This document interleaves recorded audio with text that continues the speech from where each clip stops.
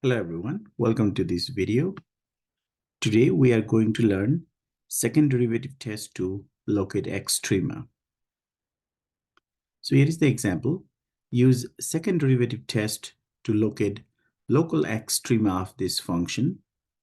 So when we say locate, so meaning of that is we need to find the value of x. So the question here is for what value of x, okay? For what value of x is this function, or what value of x is this function maximum or minimum? That is what we want to find. That's the meaning of locate there. And in order to do this, we are using the second derivative test. Also, before we begin, try to analyze this function. If you look at the function, this function involves logarithmic function also, right? The combination of logarithmic and polynomial function. And you know that the domain of this natural log function is x is greater than 0. That means the domain for this g of x is also x greater than 0. So we are looking for positive x value, okay?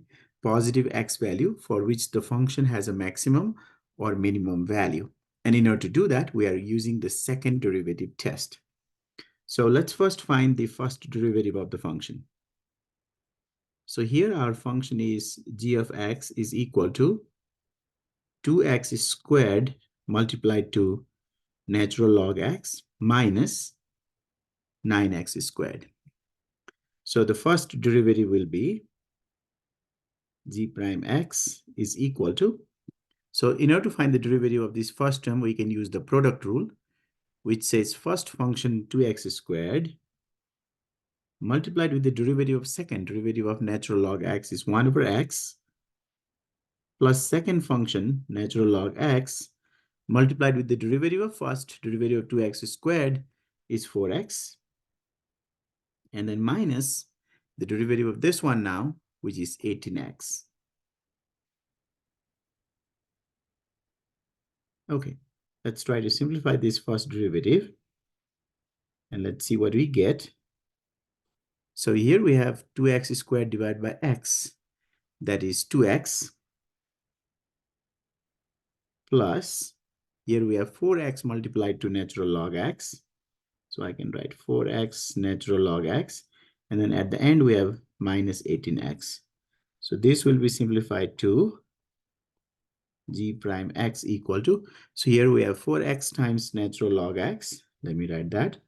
4x times natural log x, and then 2x minus 18x is negative 16x. So that is the first derivative. Remember, this is not the final answer. I'm just boxing it because we'll be using that. Okay, we got the first derivative. And we know that the extreme value, the maximum or minimum value, occurs at the critical point. That is when the first derivative is 0. So let's find those critical points. Okay, so we set that to 0. So if the first derivative is equal to 0, then what we get is we are basically saying that this quantity is equal to 0. So we write 4x times natural log x minus 16x equal to 0. And we can factor and solve it. So if we factor out 4x, we get natural log x minus 4 equal to 0. And the meaning of that is, so x is equal to, we can use the zero product property. So meaning of that is either the first factor is equal to 0 or second factor is equal to 0. If the first factor is equal to 0, we get 4x equal to 0. That means x equal to 0. And then if we set the second factor equal to 0, natural log x minus 4 equal to 0, meaning of that is x equal to e to the 4. E to the 4. But what we know is the value of x cannot be 0 from the domain x is greater than 0. So the only value of x here is at x equal to e to the 4. So critical value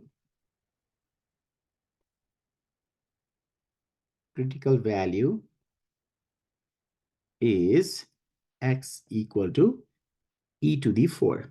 So that is the critical value.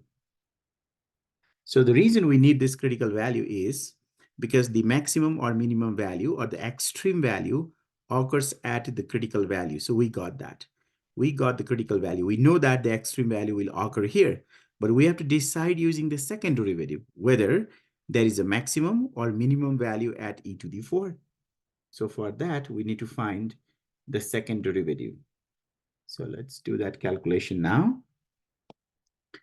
Okay. Now the second derivative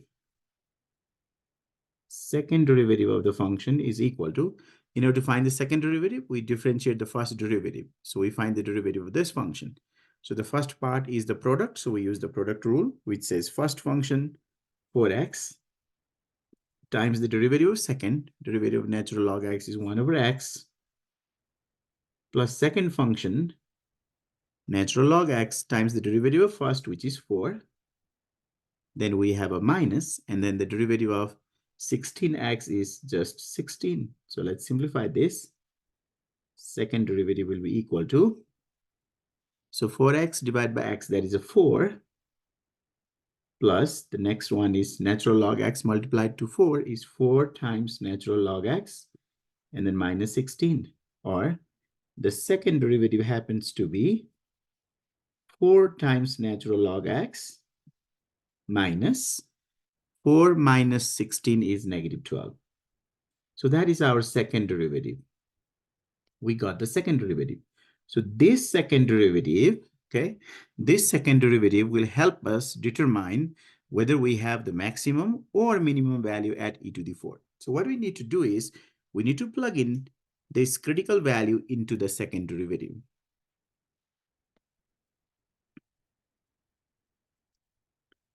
So the value of second derivative at the critical point, which is e to the 4, is equal to 4 times natural log of e to the 4. Then we have minus 12. So second derivative at e to the 4 is equal to, okay, natural log of e to the 4 is a 4. So 4 times 4 is 16. 16 minus 12. And 16 minus 12 is positive, greater than 0. So second derivative is positive. So remember, if the second derivative is positive, we have the minimum value at e to the 4. If the second derivative was negative, it will be a maximum value.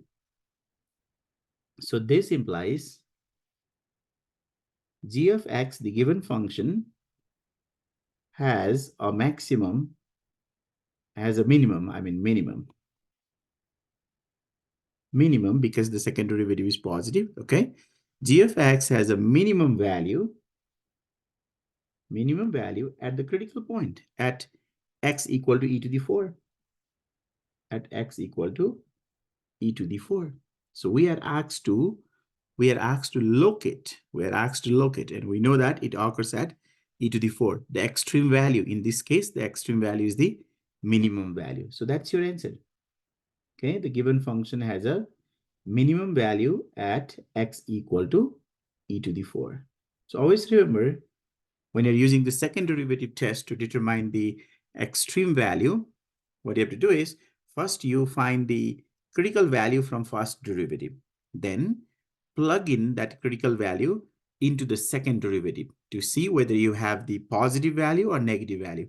If it is positive, you have the minimum value. If it is negative, you'll have the maximum value. So that's how you can use the second derivative test to locate the extreme value of the function. Okay, that's it from this video.